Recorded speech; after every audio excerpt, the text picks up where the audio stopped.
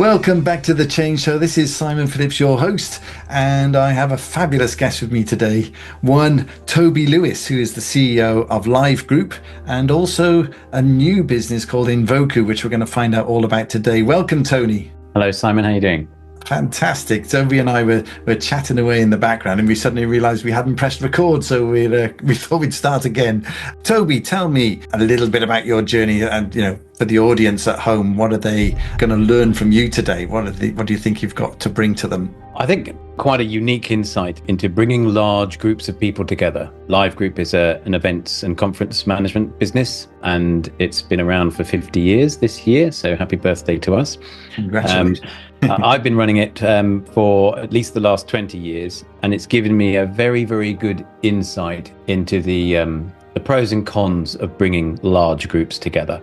And having been sat at the room show calling thousands of conferences, I've got quite a unique insight into how audiences react very quickly to different messages that they hear on stage, and also how they react when they're actually brought together as a group. So that's what Live Group has been working on for many, many years, and Invoku has been created to help try and facilitate a better environment. Brilliant.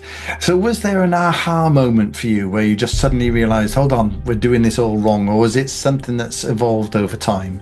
Many aha moments, sadly. Okay. I think it probably started when I was at school, and I realized that my attention span is probably 10 minutes if I'm not interested in a subject, maybe 15 to 20 minutes if I really am interested in the subject. With a very visual and creative brain, I found very quickly that when I was listening to someone talking, my brain was painting pictures, and I very quickly was diving off into images in my head. And some people might think that that's a dreamer, but it was very difficult to stop that from happening. And I often find it when I'm reading a book, maybe a holiday read on the beach, and I see some people just being able to turn pages very, very quickly and scan and turn. But of course, I'm thinking about the scene that I'm reading, and it spins me off into another world. Yeah.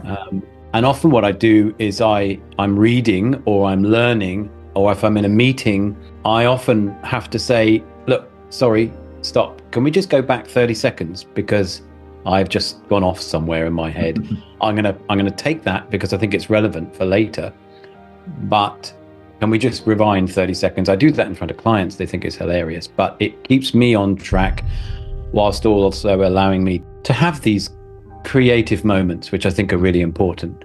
So if I guess from your perspective, that's an insight into your own learning style. Yeah. When the aha moments that happened many times at events were when I'm show calling. We're organizing events on behalf of clients. It's very exciting, and I think lots of people are excited that they're going somewhere new. They are being brought together with the group of other people. There's excitement and also anxiety for some. But when they sit in the room, I'm excited because I know that we're going to have a lot of really engaging video and some kind of production element, which I would hope is going to inspire people. But after that's happened and the first speaker gets on stage, 10 minutes into it, personally, I'm out. I'm done. I think, how on earth can 100, 500, 1,000, 2,000 people all be able to engage with hours and hours of content in a dark room, especially after lunch, where you just see people drifting away? And I realized that I'm not on my own. This happens a lot, and I needed to do something about it. So you've taken that observation from live events into organizations. What are the key elements, if you like, of learning that you're able to bring from one setting into that other more corporate setting, if you like? Yeah. So when we built Invoku, really, this product is to allow us to look at audiences en masse and understand the ways they like to learn, overlaid with the ways they like to engage with people. And we can, it's very quick. It's 16 questions before you register for an event, which allows us to see who's who and who's coming, and then help the client structure those environments dependent on who's coming to the event. Now, we launched the product that allows us to do that. It was actually called Audience DNA in its first incarnation about a year and a half ago. And every single client meeting I had, I made sure that everyone coming to the meeting did Audience DNA. So whether it's 3, 4, 10, 15 people coming to the meeting, they all got an audience profile, and we could put them on a graph between an introversion and extroversion perspective, and also give them something that they might not have known about their learning style. And of course, every single time, no matter who it was, CEO through to more junior people, the clients were always sitting there and went, God, I didn't realize you were this kind of profile with their colleagues. And that makes so much sense now. And it was, the first half hour of the meeting was often used up understanding the people in the room. Yeah. And of course, once you've done that, as a chief executive, when I've said something, I expect an immediate response all the time. I expect, wow, that's an amazing thing, or yes, we're really engaged with this change strategy. And now I think, well, actually, half the room need to absorb that over a couple of days and reflect on that message. And then I have to give them some time to come to me and go, this is what I heard. And if I play it back to you, is that the right thing that you said? Is this the way I should understand this? And leaders can't assume that they've communicated anything at all unless people have said, I've listened and I've understood, and I've cross-checked with you that is correct. There are lots of people that punch the air and go, yeah, let's go, and run down an avenue. But after a while, they lose steam. I find it's the people who reflect and really absorb over overnight or a couple of days, and then cross-check the message.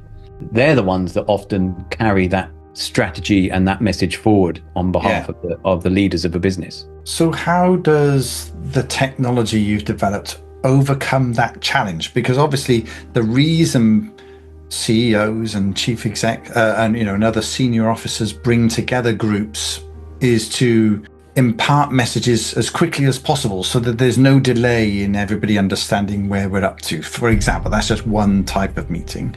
Now, if everybody is going to absorb that at different rates, and how do you make the actual meeting itself more powerful?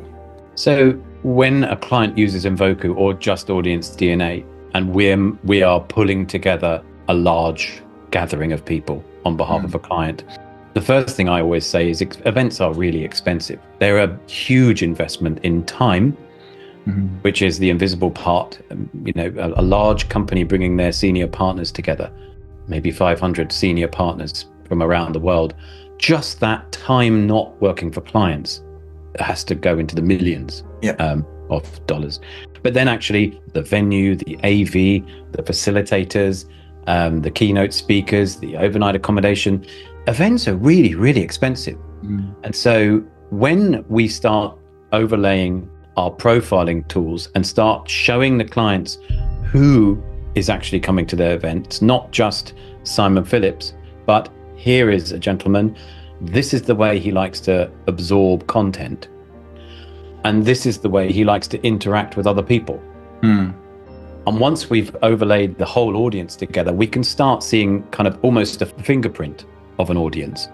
And we can then engage with the client before they've even booked a venue, before they've even spent God knows how much on a main plenary stage and a video and large coffee and networking areas which they've branded. We can say, well, actually, main plenary isn't going to work for this group. Not any longer than an hour at a time. So do you really want to invest this kind of money in a space where you're only going to do an hour kind of welcome everybody to the event? You're going to be diving off into workshops and you're going to have one-to-one meetings with senior people, because that's the way we know you like to operate and take the message and learn and develop. It's empowering for not just the event professionals in the client organizations we work with, but also for the senior team and the leaders of those businesses be able to adapt their content to dependent on the audience who are there. When they see it actually play out in real time, and they see the engagement levels at the event, and they see how they're they're able to structure the event around the people coming. It's hugely powerful. And, the amount that the feedback we get back from the senior people, the workshop leaders, and the events professionals there, and the audience, of course, is hugely different. And they really appreciate the way that when you understand how people learn and how people like to interact with one another, you can make small incremental changes to the large gatherings to make them really effective. Yeah, that's wonderful. Because what you're highlighting there are what are the key drivers behind this personalization, which is to make sure that you're getting maximum value from it. Do you encounter any resistance? Which, as change makers, we expect resistance. What type of resistance, if you do experience it, do you encounter? We get all sorts of resistance, and obviously, with Audience DNA, with our first incarnation of this profiling tool, we launched it in Asia Pac, and we felt that with the data laws over there, and also the privateness of I think the vast majority of people who live in that region, we weren't going to get as many people signing up because you can choose or not to go through the profiling tool before you register an event. Yeah. In fact, we got over 50% of recipients going through the profiling tool when we launched it in Asia Pac for our events over there. That then quickly went up to 70%, which was far beyond our expectations, I think, for that region, because I think it was very clearly explained why we're asking for the data, how it's going to be stored, and what we're going to do differently with the data that we get. Yeah. And I think that was a motivator for what could be classed as a largely introverted group of people who actually don't like forced networking and don't like going and pressing the flesh and meeting lots of people. This isn't a generalism. It is a common fact. And so our ability to then very quickly, almost in real time, translate what we're learning from the group of people who are coming to an event into the structure and the content that they're given and the amount of time they're able to absorb that content in quiet zones and downtime, for example. We find that actually when we're doing a series of events for a particular client, the uptake is very quick indeed, because the audience that haven't actually carried out the profiling tool realize that the event isn't necessarily specialized for them. Okay. I think one of the other areas of pushback is from senior management and leaders who are, let's say, well versed in giving messages in a particular way. And so we have now increased the amount of speaker support managers and producers to help people who might be very ingrained in the way that they deliver a message, and help them translate very, very slowly and step by step, small steps to allow their message to resonate better with people. Okay. And that really does empower those people, I think, because they get an immediate feedback from the audience. Do you find you need to spend time with them, helping them understand the different avatars, if you like, the different types of people in their audience? Yes. Yeah. I mean, the Invoku now, with the registration tool linked to Audience DNA, that now gives you 16 different personas. Okay. And so once we've explained where those personas sit on an introverted versus extroverted and learning style spectrum, it helps our clients realize who's who in the zoo. But of course, every time we meet with a client, we ask them to do the profiling tool as well, so they can start understanding themselves a bit better, which is almost a self-fulfilling prophecy. Once you've realized what you are on the spectrum, and then when you see yourself against the rest of the audience, you might quite quickly realize that actually the people you're speaking to might not be the same style of learning as you. And so you really do need to consider adapting how you're giving a message and what you expect to receive back from giving that message, and the time frame that should sit in. Yeah, nice.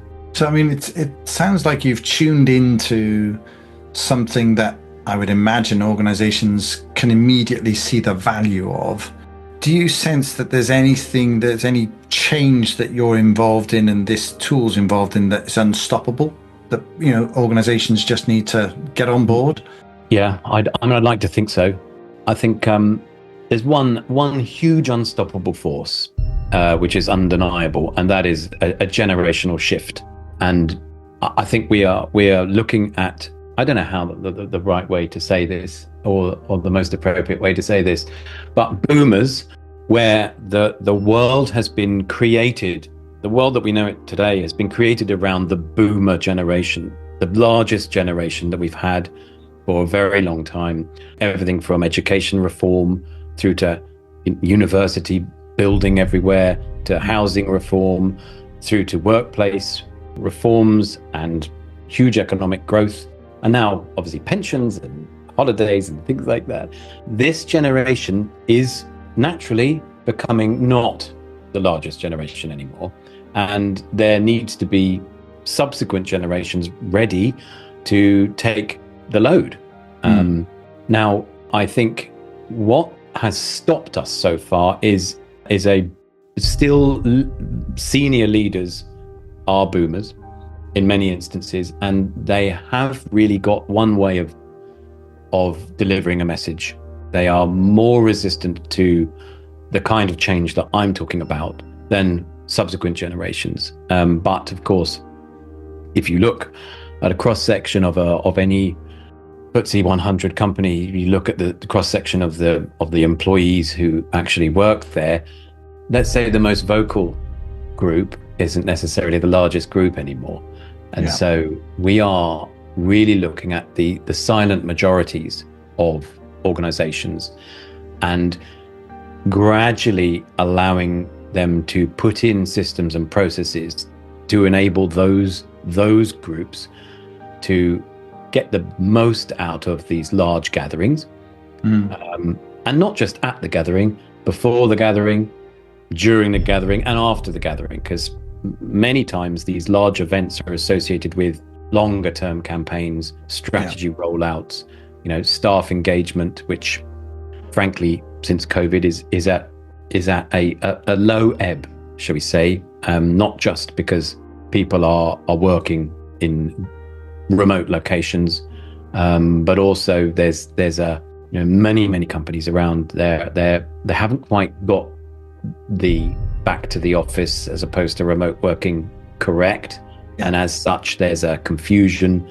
There's some people that don't come in a lot, and so the office culture might not be as tangible as it used to be. And so all of these reasons allow us to really get into the heart of a problem. When the client thinks they're coming to us to help them run an event, they suddenly realize that this goes a lot deeper than just that, and the amount of money that they put into an event, because they're not cheap, should actually be looked at as a much larger pot, doing something that is much more meaningful. So if you think about specifically that silent majority, what do you think they're specifically looking for that means that tools like this are really going to take off? Yeah, they're looking for a voice. They're looking to be heard. They're looking for not huge changes in what's happening, but small changes based on how they like to interact and how they like to learn. This is a vast group of people who have had social media in the palm of their hand for at least the last 5-6 years, maybe longer, in the kind of incarnation that it is now, who have exactly what they want at their fingertips at any time of the day or night. And so that translation between that and going to work at an organization which may be not using that kind of information gathering or deployment in such a very clever way based on algorithms, there's a big gap. They're wondering why they can't get what they want and what they can't get what they've had at home when they go to an event or go to work. So I think they just want to be heard and understood and have small changes made so they can see at least things moving in their direction. So based on, a number of opportunities where you've had to use this, what's the most innovative way you've seen a client use this technology? I think the best change I've seen, I'll give you two examples. One was a group of tax experts, and we used to run their conference in Frankfurt every year. We had been doing it for 5 years, and each year our client was trying to figure out new and interesting and engaging ways to make the conference slightly more dynamic, because the client was an event manager. This person likes to bring people together to have, some energy in the room. But the people in the room were tax experts, and they just wanted to gather information. They enjoyed one of the social parts of the event, which was basically in the hotel bar, in a non-organized environment where they could interact with one another, and then they went home. And the client was so obsessed with creating something which motivated them, where the client would see smiles on their faces. And I suggested that we actually webcast the event yonks ago. This was way before COVID, when you could webcast. It must have been 10 years ago. Yeah. She said, but if I webcast, they won't come. Exactly what she said. And I went, well, I'll make a bet with you. And the bet is that they will come.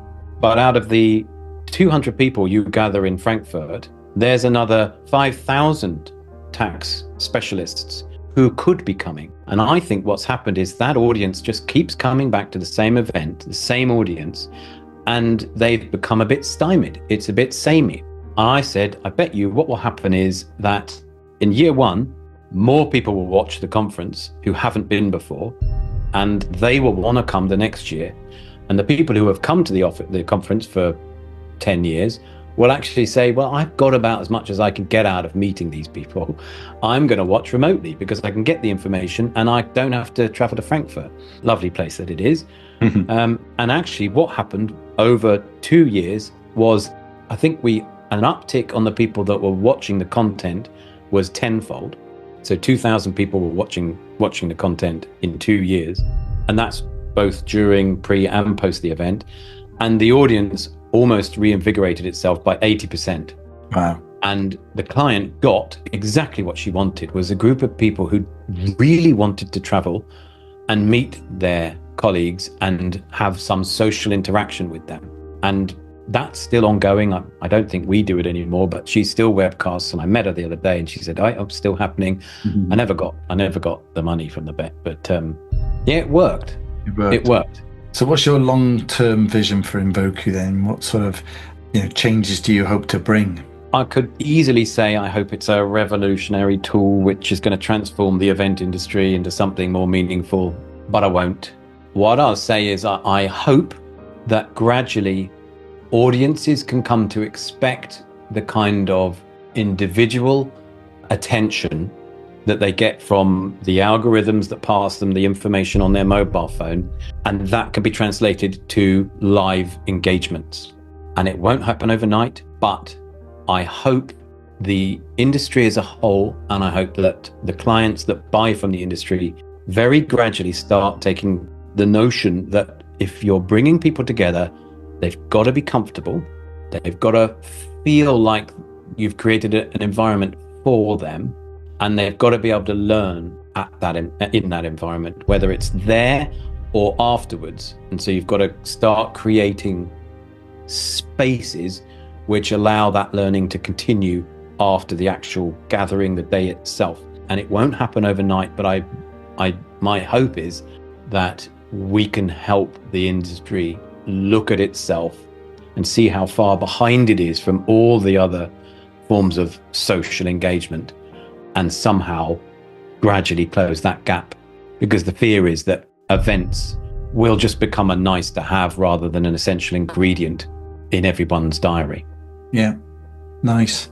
Toby, this is the Change Show. It's here to inspire change makers. And what you're doing here is you're trying to affect change across the whole industry.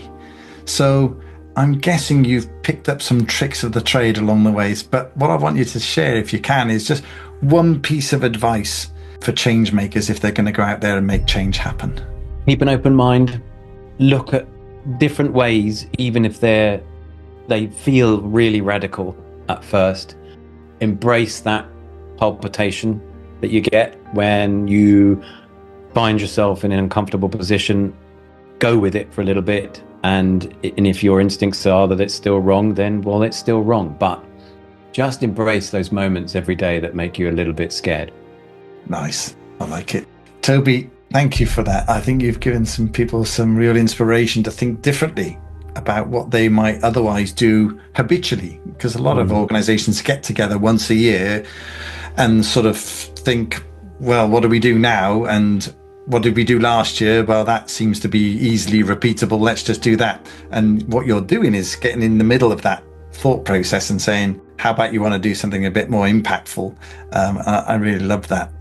So, Toby, nobody gets off the Change Show without sharing a track from their past or from their life that they would love to add to the Change Show playlist. So what's it going to be for you? Well, it's the same song that I play at the end of every conference, no matter where it is in the world, and it's Mr. Blue Sky by the Electric Light Orchestra. Perfect. One of my favorites. Toby, it's been an absolute pleasure. Thank you for spending some time today to come and share this real breakthrough. I mean, I've been around conferences and events or most of my career as well, and I've never felt that any of them were particularly tailored to the audience, apart from the ones I was involved in. A quick plug. But no, it's true, because as I think I was saying to you, before we got started, I've never been satisfied just being a keynote speaker and broadcasting to an audience where you just know, as you say, 10 minutes into it, if you're lucky, most of them are switched off. And that ability to get people to think and to facilitate some conversations and get people engaged is critical to the process of change. So it's great to hear that you're tapping into the AI technology that's available and bringing this to life for organizations. So thank you for sharing that. Thanks for having me. Great stuff. You've been listening to Simon Phillips, and here on The Change Show with my special guest, Toby Lewis, the CEO of Invoku and Live Group. Hope you've enjoyed that. If you have any specific questions, ping them in the comments below. And I look forward to catching up with you again next time. Take care.